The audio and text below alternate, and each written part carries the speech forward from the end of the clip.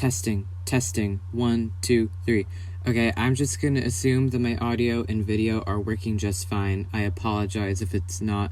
Hopefully it is. Hi. Hello. You don't know me. I don't know you.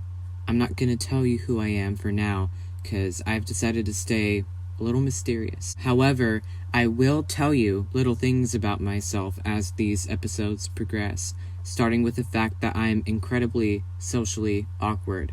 I can't talk, and I can't speak for my life. In fact, I'm currently reading off of a script I had quickly typed onto my Google Doc. I'm really sorry if I try to say something and you can't understand me. You're just gonna have to deal with that, okay? Another thing about me is that I am really cringy. I am a very cringy person, and this video is very cringy, and that's okay. You know, Markiplier's first video was cringy. Jacksepticeye's first video was cringy. Even PewDiePie's first video was a little cringy. Everyone is cringy. Everyone is awkward when they first start a YouTube channel. Gaming especially, since you kind of have to struggle to find an original, engaging, and unique personality. I want to keep this intro as short as possible, so I'm just gonna load the game up right here. Wow! We're playing a game, and it's called the Arcana. It's a dating simulator, so if you don't like those kind of games, this video isn't for you. However, it does contain way more than just romance. It has a lot of different elements that can keep you engaged. Just give it a chance and you'll see. I've only played the beginning of the game, a little bit of it, and that was actually a couple of months ago, so my memory on this is still slightly a little bit fresh. Now, I have a theory on this game that I'm going to explain within the next couple episodes, but you might have to wait on that because I need to let the game unfold itself to you a little bit so you'll understand what's going on. The game allows you to date multiple people of different genders, so you will see some LGBTQ rep here, especially since I really like one of the people in this game who I'm not going to specify. Again, if you don't like this kind of stuff, this video isn't for you. I apologize if I'm talking a lot or if I'm talking for too long. This game is a reading game. You have to read a lot, so you're gonna have to hear my really ugly voice, and again, I am sorry for that. Now, let's finally begin. Alright, let's read. My name is Orpheus. I am a student of the magical arts. I chose the name Orpheus because, first off, it sounds cool, and second, if you know your Greek mythology, you know. I live and train in the city of Vesuvia. Tonight, the evening fog is thick, blanketing the street in an ethereal, milky glow. I linger at the window to appreciate the tranquil scene before drawing the curtain shut. Okay. This guy right here, his name is Asra. He's the first dateable person that you see in the game. Personally, I don't like him a lot, and I will explain why in a couple minutes, alright? Also, I'm sorry if you're bored right now, but I'm gonna make it a little bit more interesting. I'm gonna spice things up a little. When I'm reading, I'm going to do voices. I'm gonna do voices with little accents and stuff like that, for different characters. Might be a little weird, might be a little cringy, but that is okay. That's fine. At least you're not bored with me reading, okay? Alright, so what should Asra sound like? Asra, I think his voice is a little high-pitched, kinda. It's higher-pitched, a little breathy, at least to me, with a little Irish accent. I don't know why. He sounds Irish to me, but not over-the-top Jacksepticeye Irish, just like a normal, tiny flair of it. You know what I mean? I honestly have no idea what I'm doing and what I'm talking about. I'm gonna butcher it, okay? And what you're going to hear is probably the worst thing you're ever gonna hear in your life. I'll miss you. My master Asra, the fortune teller. I know nothing of his past. Yet he's taught me all I know of magic. What should I sound like? Actually, I know now. I know. Most of the characters in the Arcana are going to have this kind of posh British accent, including me. Must you leave tonight? It's the dead of a moonless night, the right time for beginning a journey. Alright, yeah, okay. Okay, Asra, whatever you say. One reason I don't like Asra is he leaves me all alone to fend for myself. He's supposed to be there for me. He's my teacher. He's supposed to be there. I'm his apprentice. I'm supposed to be there helping him. But no, he decides to go and leave me by myself. He doesn't even tell me where he's going. He doesn't answer any of my questions. His eyes twinkle in the low lamplight. Haha, twink. Here, take this, for you to play around with while I'm gone. A gift. How unusual. My tarot deck. That's the last thing I expected him to give me. The tarot deck is Asra's own creation, imbued with great power. Okay, one thing I like about the Arcana is that it gives you the option to be incredibly mean to people. You know, you have this, you think I want your creepy deck? I love that. That's just beautiful. I love making people feel hurt and angry and upset and sad and frustrated. Any sort of negative turmoil I like to stir up within people. Actually, that's not true. In real life, I'm a very nice, chill person. Alright, we're gonna be nice. We're gonna be realistic here. You think I'm ready, Master? You still calling me that?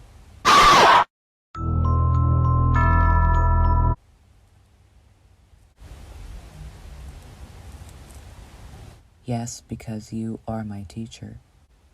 I'm supposed to be your apprentice. I'm not trying to be kinky. I'm not trying to be... I want to punch this man right now.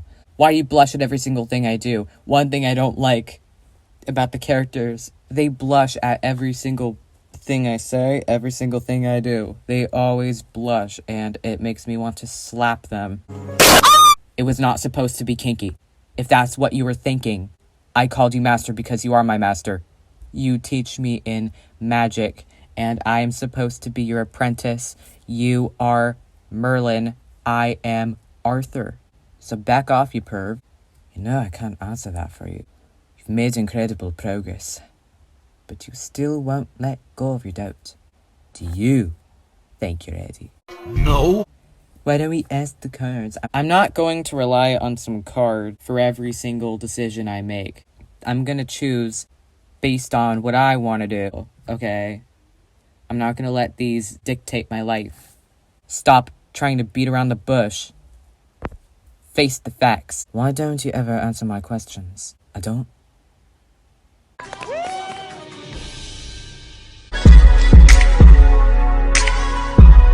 Talented, brilliant, incredible, amazing, show-stopping, spectacular, never the same, totally unique, completely not ever been done before, unafraid to reference or not reference, put it in a blender, shit on it, vomit on it, eat it, give birth to it. Ugh.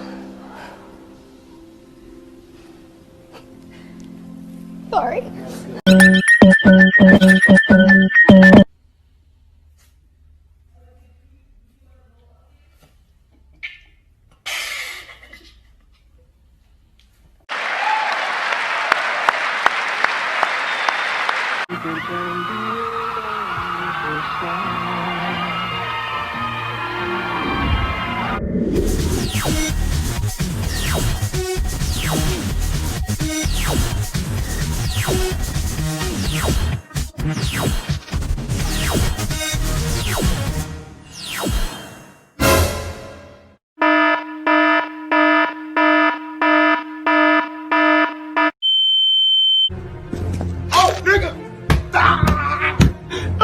My ears burn.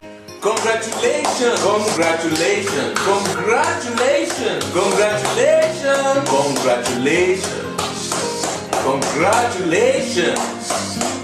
Quack, quack. Congratulations! Congratulations! Congratulations! Congratulations! Congratulations!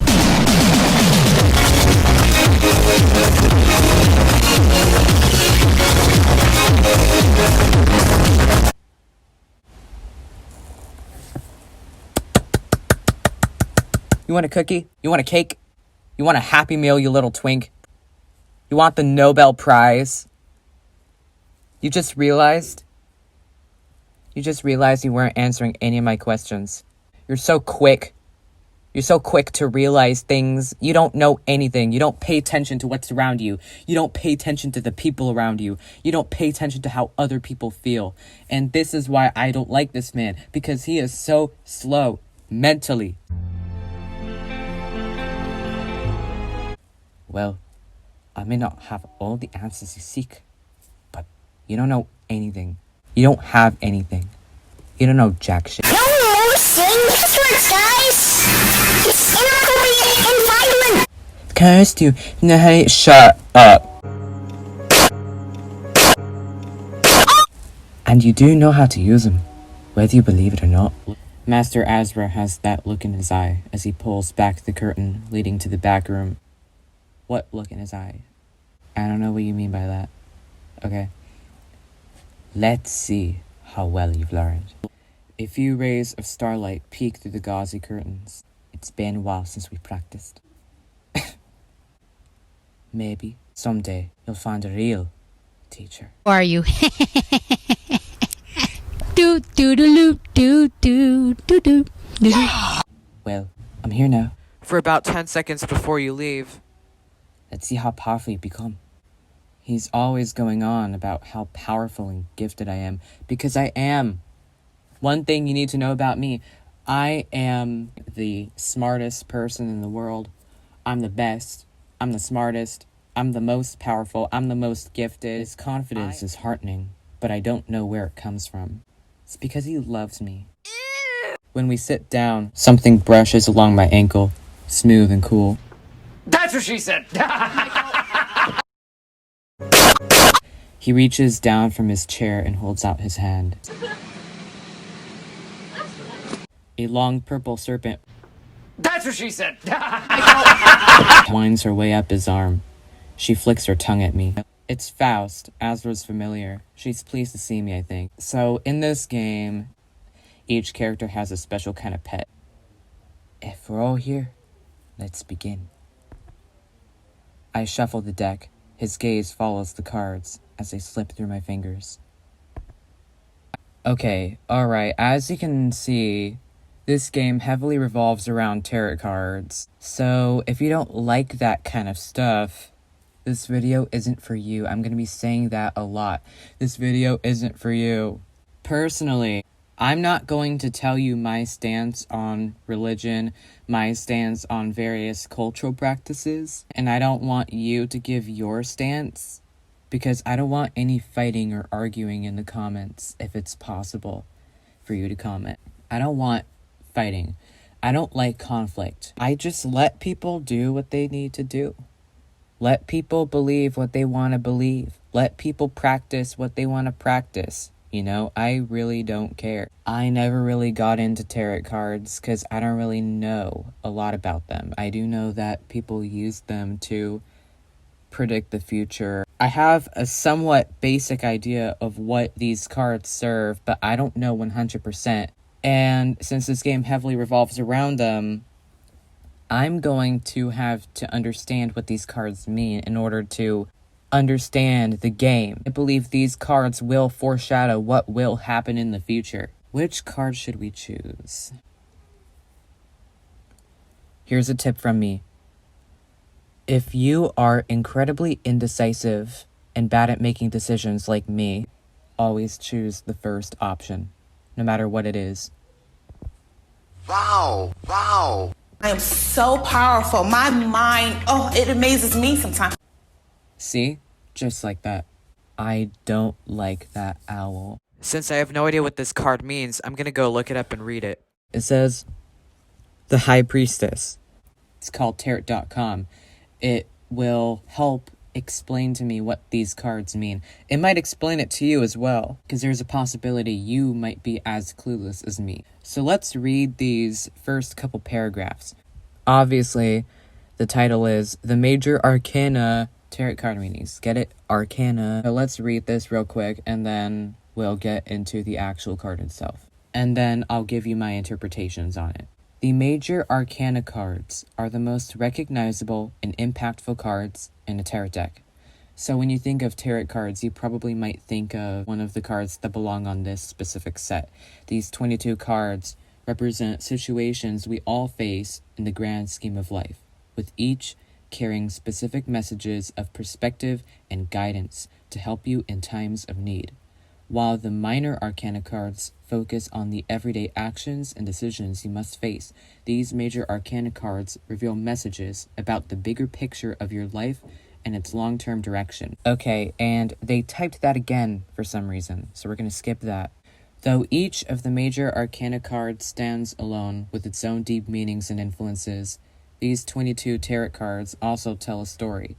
The first card, the Fool, is the main character of this story, and his experiences as he learns, grows, and makes his way through life are represented by the 21 cards that follow. This storyline is a great description of the accomplishments, setbacks, and lessons we all learn as we go through the trials and tribulations of our lifetime, growing into whole, complete beings by the end of our journey. I'm sorry that you're really bored. I'm sorry that you're not able to see some romantic action, but this is incredibly important to my theory, and this is incredibly important if you want to understand the true story behind this game. Okay, so I loaded up the High Priestess right here. Before we read, I need to tell you something about these cards. In the Arcana, there are two types of cards, the upright card and the reverse card. The upright card is more positive. Think of it as that. And the reversed card is more of a negative card. This is important because in the Arcana, the game, there are two types of endings we can get. The upright ending, the ending that we want, and the reversed ending, where everything goes to hell. Now we need to observe these cards, both the upright and reversed cards, because I cannot tell what position the card I got was in. I think it was reversed because the owl's eyes were red, but that's just me. That card looked really evil. Now let's read the upright version. The High Priestess is a major Arcana or trump card. Together, we will make America strong again. We will make America wealthy again. We will make America proud again. We will make America safe again. And yes, together, we will make America... Obama! Soda! That represents human wisdom. We're only reading the actual relevant parts. In terms of the major Arcana ordering of cards, the High Priestess appears in the sequence as soon as the Fool decides he wants to develop his innate powers, making a move toward becoming a magician. The High Priestess is his first teacher, representing the inner life and the method for contacting it, as well as the contemplative study of nature and spiritual mystery. Okay, now I'm going to read the reversed High Priestess card. And then I'm going to tell you what I think is going on with Asra. The High Priestess card reverse suggests that when you have problems, it's usually because you are so attracted to your inner life that it has become an addiction in itself. It blots out your interest in ordinary reality, friends, and family, the connections that hold us fast to our worldly identities. Don't take this card as permission to abandon the world. This is a reminder to balance your outer identifications with internal cultivation so you can more effectively bring the spiritual world to the material world. Oh, there's another one. Advice position. I don't think it's an actual position. I think this card right here just gives you advice. The High Priestess advises you to adhere to your chosen spiritual practice on a more regular basis. If you want the benefits of evolution, you'll have to cooperate with spirit. We all have distractions, demands, a whole life full of reasons why we cannot find the time to retreat into our inner sanctum. Until you consider this as vital to your well-being as the need to eat and sleep, you are likely to be eternally restless and deeply dissatisfied. A spiritual routine that suits your temperament, practiced every day, is the most trustworthy path to freedom. Okay, here's how this is gonna work. I'll shortly summarize the upright and reverse card meanings, and then I'll explain what I believe to be is Asra's situation. Then, I'll do the same with the advice and we'll see what we can do to help him. I promise this will be quick, okay? Great, let's go. The High Priestess is a card of knowledge. She's a teacher and seems to be a bridge between the spiritual world and the physical world. She knows a lot about nature and the mysteries of inner life. Asra is our teacher, and we are his apprentice. It's obvious he knows a lot about both worlds, as he had created his own tarot card set with magical properties as stated in the beginning. This also indicates that we'll be messing with some spirits later on in the game, some good and some evil. That is a key part of my theory. For Asra's reverse situation, he seems to be struggling with an inner conflict. He cares about us as a teacher, and possibly a future romantic partner, so he obviously wants to teach us everything there is to know, and he has. He feels like there's always something more, and he beats himself up for not knowing it. It seems like he's willing to do anything to gain knowledge, which is why he leaves us and goes on random journeys all the time. He's become addicted, leaving more often. This is obviously isolating him from the rest of the world and me, and is one of the reasons why I despise this melted vanilla bean frappuccino-haired Aladdin street rat white crusty dog-looking Twinkie. In fact, I believe the reverse ending involves Asra leaving Vesuvia for good, which is probably the actual good ending. So, what should we do to help him? Try to make him stay with us for as long as possible. He can still scour for knowledge, he just has to learn how to balance his obsessions with other things. If he doesn't do this, he can get into big trouble, or more likely, he already is. So he is like the old white crusty-eyed dog a middle-class suburban white woman owns. We just gotta get him to stay. But we can't get too involved with him. We have to follow our intuition always, and I don't trust him very much at all.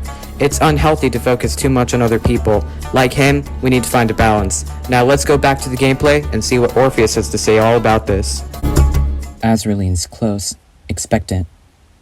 And what is she telling you? Is she speaking to you now? When the cards speak to me, it isn't in any human tongue, like parcel tongue.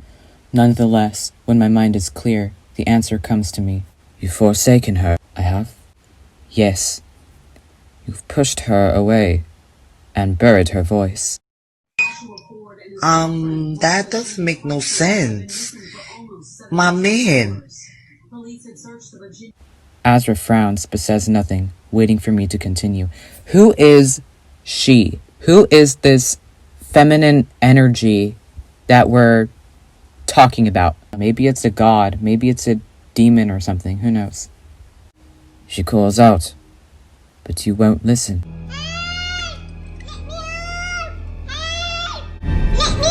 Master, if you ignore her... FBI, open up!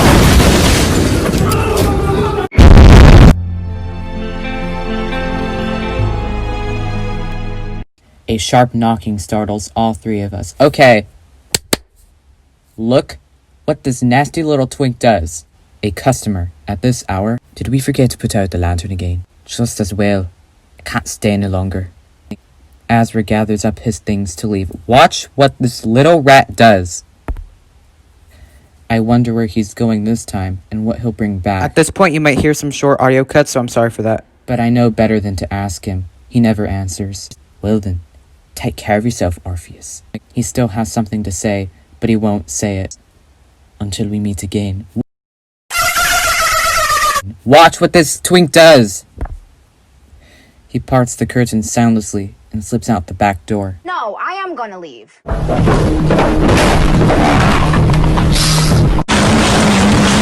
This man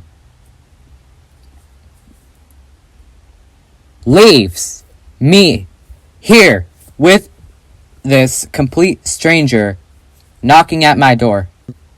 Now she is here trying to kill me, and you just leave me like that. Asra's barely left when the mystery visitor knocks again, impatient by the sound of it.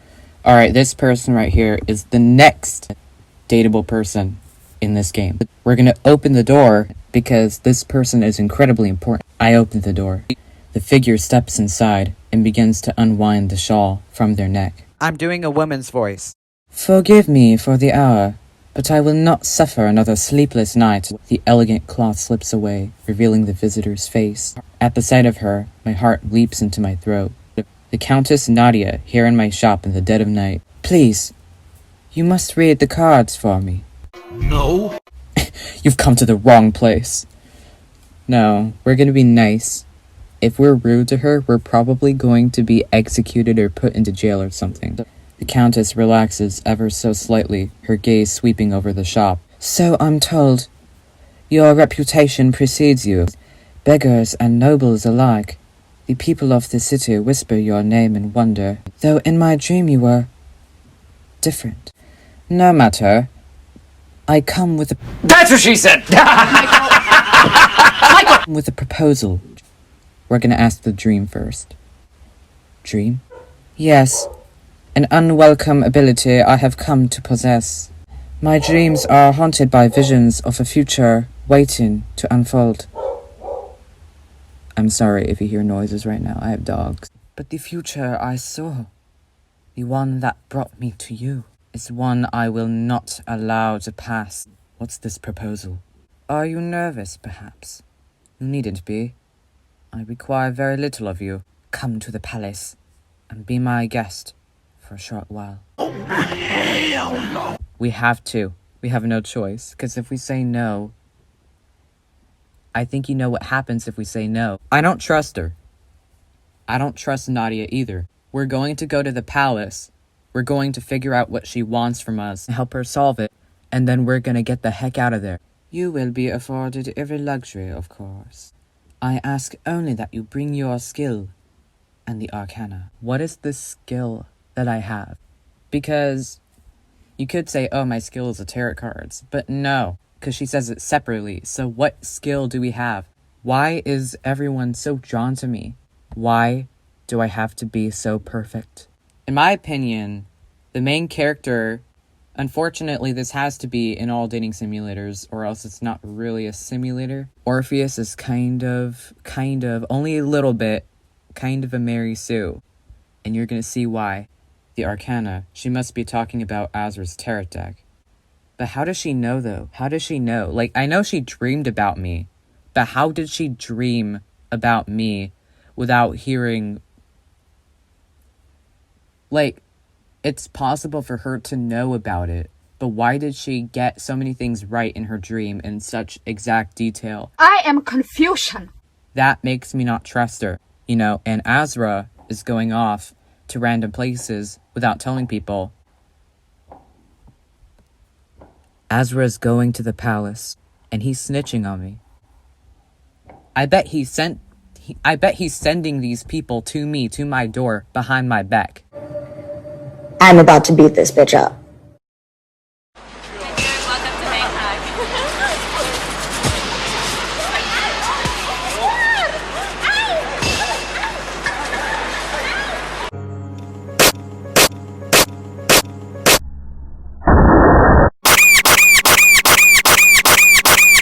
2,000 years later.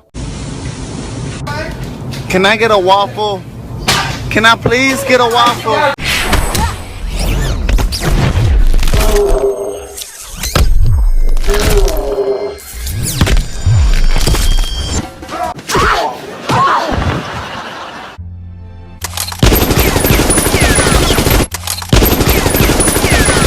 So much later that the old narrator got tired of waiting and they had to hire a new one. I will alert the guards to expect you tomorrow. But before that, I want to see these talents of yours for myself. Shall we do a reading? I'm really sorry there's a bunch of noise right now. I'm also sorry that we're reading a lot. I have to read and talk a lot. This is the first episode, so it's going to be a little bit longer than most, okay? Under her imperious gaze, I usher her to the humble back room. The Countess seats herself across from me. Her gaze darts around the small space before falling on the cards on the table between us. As I shuffle the deck, she folds her hands before her and closes her eyes. Alright, first one. My mind, it amazes me sometimes. Oh, I think this one is good. I think this one is a good card, because her eyes are purple. Okay, so I think if it is purple, it's an upright card. And if it is red, it's a reverse card. So purple means good, red means bad. That's what I think. The magician. Okay, let's read it. So we're going to do the same thing to her as we did with Asra. Traditionally, the magician is one who can demonstrate hands-on magic, as in healing, transformative rituals, alchemical transmutations, charging of talismans, and the like. A modern magician is any person who completes the circuit between heaven and earth, one who seeks to bring forth the divine gold within her or himself.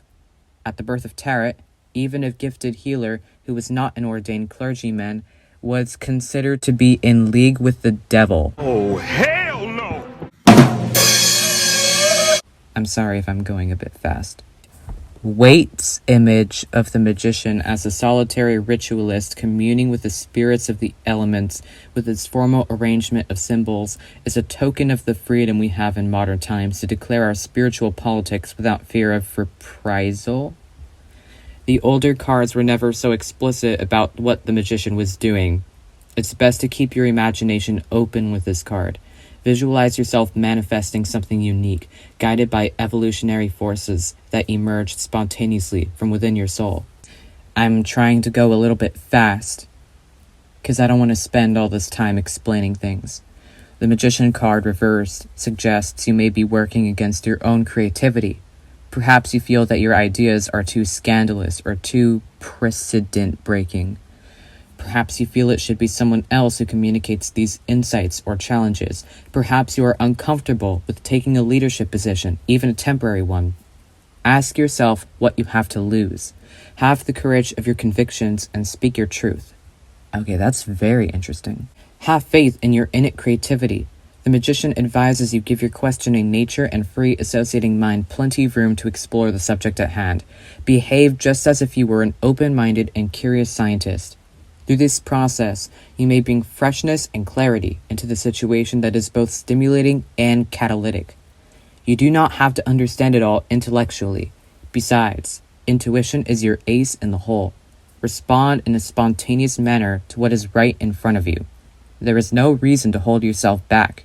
Your natural urges are exactly what is needed, and your ingenuous timing and elegant style will help smooth over any awkwardness. The Magician is known for different types of magic, such as healing, rituals, transformations, and more. They also have strong connections between the physical and spiritual world, more specifically with elements, and they seek to find their true selves and become stronger. We're not given much information about Nadia before the reading, but we're going to assume she's magical too because of Asra. It's crazy how the Magician is related to politics when Nadia is the Countess of Vesuvia. However, the Magician's intentions are unclear, and so are Nadia's, meaning we should not trust her. Also, gifted healers were thought to be literally working with the devil himself. Since she's the Countess, and since the game probably takes place in the medieval period, we're going to assume that people are super sexist and they forced her to be in an arranged marriage with someone. This Count would have power over her, meaning he himself would be the more suspicious one. Nadia's just a puppet meant to lure us in, but why? We'll explain that in later episodes. We don't know what her dream was, based on the information given with the cards. She's trying to manifest something, and she has a plan. She's very mysterious, but we're not going to focus too much on that. The Reverse Magician says that she may be working against her own creativity, which makes sense, since she's just a household trophy wife, and probably has different ambitions than her husband. She can't voice her opinions because, well, she's a woman. If she said or did something out of the ordinary, she would have been severely punished. This explains why she covered her face with a shawl and arrived so late at night. She's like Princess Jasmine, isolated in her very own palace. This predicament causes her to have these sleepless nights, making her desperate to come to us for a reading. The solution is simple. We raise her confidence and get her to speak her mind. That's it. She peers down at the card, studying its face. How very appropriate. And what does the Magician hold for me? My mind is clear. The answer comes to me as easily as ever. You have a plan. One that's important to you. And? Should I set it in motion? Her eyes pierce me, flashing brilliantly in the lamplight. Yes. Now is the time to act. Everything has fallen into place. Say no more. Abruptly, she stands, giving the card one last glance. She throws back the curtains, striding back into the shop proper. I think I'm right. I think I am right, because the characters' reactions are pretty accurate to what I thought they were. As long as you have background knowledge of the cards and have a good observation of the characters, I think we'll be able to get through this game just fine. A very good start. Very fresh, brand new, great start. Your fortunes are straightforward, much the same as the others I've heard. And yet, you are the first to pique my interest, 'cause she wants me. The Countess crosses to the front door, winding the shawl around her face. Oh, let's open the door for her, let's be nice. I nearly trip over my feet in my haste to open the door. The Countess merely looks amused. Is it just me, or does the background look like something out of My Little Pony? Like, we're not in Vesuvia, we're in Twilight Sparkle's house. I will see you tomorrow, then at the palace. Pleasant dreams. With that, she glanced past me and out into the night. For a moment, I'm frozen, staring after her figure long after has vanished into the mist. Okay, watch what happens next. There's one more person that we're gonna meet in this episode. I promise you, this is gonna be the last one.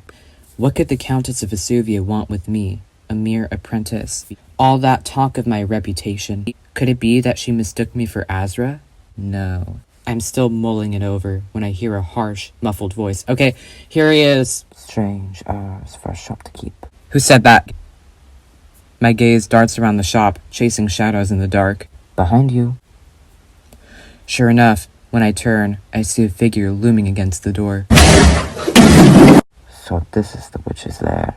Then, who might you be? This is my house.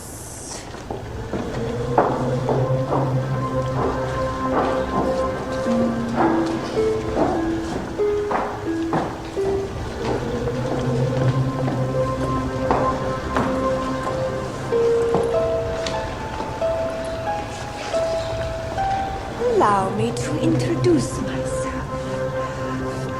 I am Credence Leonor Gilgood of ancient druid origins. My ancestors came from Stonehenge.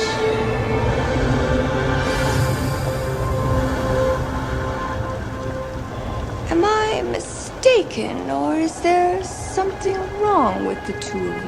My heart starts racing as the masked intruder advances. Come here, pussy. Come on. Get the fuck out of my goddamn dog. Okay, so I know who this person is, but just to cause a scene, I'm gonna pretend like I don't know him. Who is this man? Why is he here? Run! Run, Forrest, run! Run, Forrest! Oh, now we gotta go?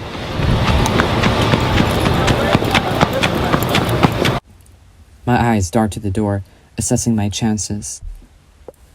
Up, not so fast. The masked intruder catches my wrist in a firm grip and pulls me backward. My back meets their chest. The mask's beak curves ominously over my head.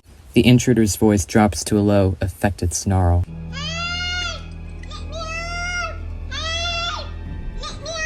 Tell me where he is and I'll let you go. No. Even I don't know where he went, sir. Okay. And even if I did, why would I tell you? I throw my head back, knocking the mask away. Ah, a ginger! I make a break for the back room.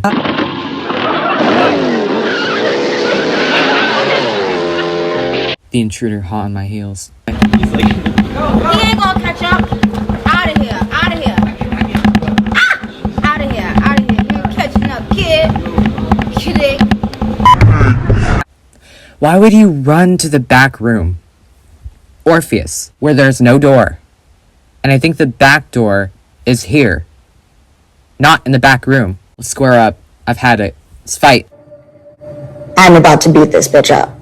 But I'm barely across the threshold when he catches up to me. You're a slippery one. As he looms between me and the back door, I take in his features for the first time. Loud, rude, obnoxious, and just altogether fat and ugly. I know his face. I've seen it on wanted posters all over the city, but his name eludes me. Quickly now. Where is the witch? I don't like you, bitch. I don't like you, bitch. I don't like you, bitch. I don't like you, bitch. I glare up at him as I try to catch my breath. Master Asra is gone, obviously. Where to? I shake my head. Why is he so interested in Asra? He's gone on another journey. He didn't tell me where. I see. Well, if you don't know, and I don't know. When we ask him because... This is where you do your fortune telling, isn't it? He drops himself into the reading chair, looming over the table. Okay, I apologize. This will be the last reading. This will be the last reading. And I think this is going to be the only reading here in a while, in a long time, okay? Go on. No need to be shy. I don't know your name. My name? Oh, it's kind of cute. For your reading, I need to know your name. Right. Yes, of course. Oh no, he's hot! My name is Jeff. Julian, okay, I don't know what voice I'm doing for him. I have no idea. So I was doing some type of weird foreign Irish accent, but like, this guy has a Slavic last name, so we're going to give him a bit of a Russian accent. Hesitantly, I take my seat, his eyes tracking my every move. Fuck you looking at, bitch? Alright. My mind, oh. As soon as the card is flipped, my mind starts racing. Gordon's upside down. Jeff Gordon's upside down. And Kurt Busch's car is destroyed. What is that? It's like a scold horse. Death. Get noob. Get noob, Buster. Get noob. Y'all know the drill by now. The death card is not about the literal death of any person, okay?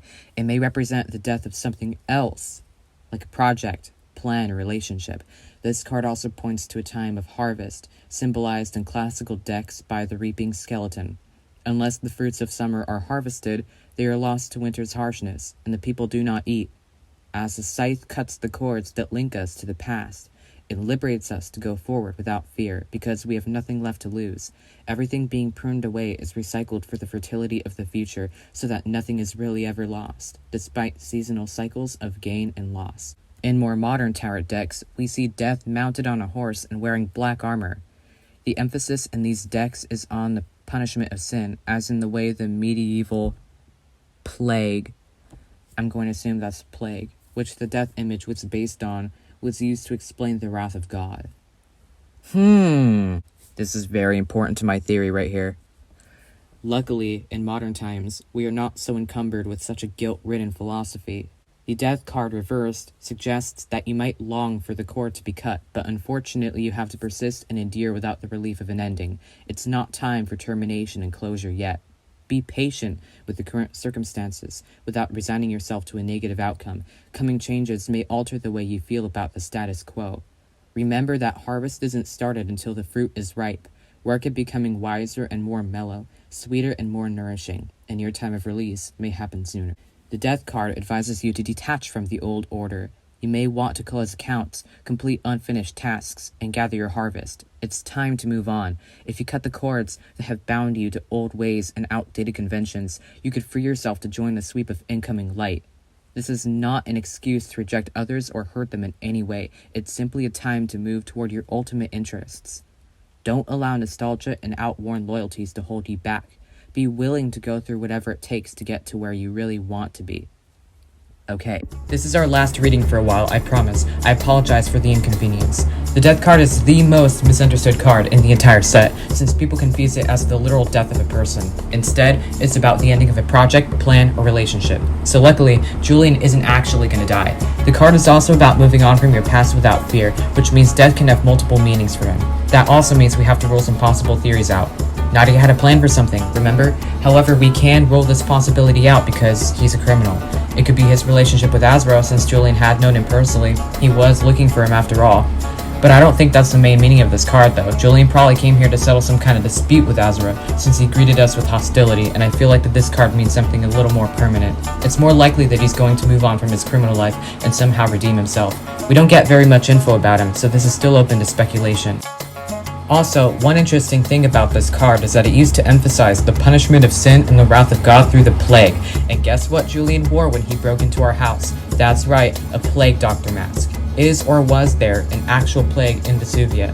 Is there a god? Is there a devil? Who knows? Anyways, we're getting off topic. Julian's reverse situation is obvious. He wants to finally break free from his criminal life. Well, why doesn't he just turn himself in? Come on, it's the medieval period. Nobles are spilling expensive wine while peasants are dying from malnutrition on the streets. He probably had no choice but to be one. I honestly feel quite bad for him. He just wants to live. He feels trapped and wants a new identity, a new start, a new life, but he can't escape. What do we do to help him? We befriend him. We try to make him wait for something, help him settle various disputes, hang out with him, figure out his past, get close to him, help him redeem himself and find some good in this world. There's not much we can do, it's all on himself, you know, it's his life, but we need to learn more about him first before we decide an ultimate solution. However, we must keep our guard. I don't trust him very much either, you know, he's a criminal. In fact, I don't trust anyone in this game. Let's go back and finish this chapter. The card whispers to me, but before I can understand it, Julian interrupts. This guy is going to confuse it for actual death. Death. Haha, haha, haha. You think it's different, but it's really not. I'm so smart, you are not. Bitch, are you dumb, dum, dum, dum, dum, dum, dum, dum, dum. Death. He barks with uncontrollable laughter. He turns away from me and the cards, raising his eyes to the heavens. Death cast her gaze on this wretch and turned away. She has no interest in an abomination like me. He strides out of the back room without a backward glance. He probably confused it for something else. Overcome with confusion, I follow at his heels. Wait, that's not what death means, it's... Let him think that. Actually, no, let's make fun of him. As he walks out of the shop, let's make fun of him. Let's point a finger at him and say, haha, haha, haha, you don't know anything, haha, that's not what it means. You say it's this, but it's actually something else. Haha, haha, haha, you're dumb, you're stupid. And then go rat him out, but Julian heaves a heartfelt sigh, shaking his head. No, my fate is sealed. But you've been hospitable, so I'll let you in on a secret. Your witch friend will be back for you. He's taught you his tricks. I already knew he would be back for me. He has to be. He can't just leave me like that. You may even say that he cares for you. No, if he really cared, he would have told me where he was going. He lifts his mask from the floor, staring into its glassy red eyes. But when he returns, seek me out, for your own sake. Don't let him fool you, shopkeep. What makes you think I can trust you? I'm not going to seek you out. I'm not going to seek you out, okay? If you think that, you're a fool. If young Metro don't trust you, I'm gonna shoot you. I'm not going to seek you out. I don't trust you. I don't trust anyone in this game. I don't even trust the man I love. I don't trust anyone or anything in this game. After giving me a long, hard look, he fixes his mask in place. Well then, the hour is late, and I'm out of time. With a swirl of his great black cape, he throws the door open. Get the fuck out of my goddamn... It slams shut behind him as he disappears into the early morning fog.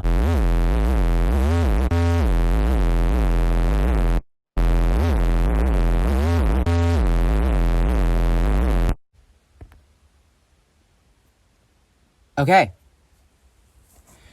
So yeah, I apologize that we had to read a lot. This episode is much longer than the other episodes are probably going to be.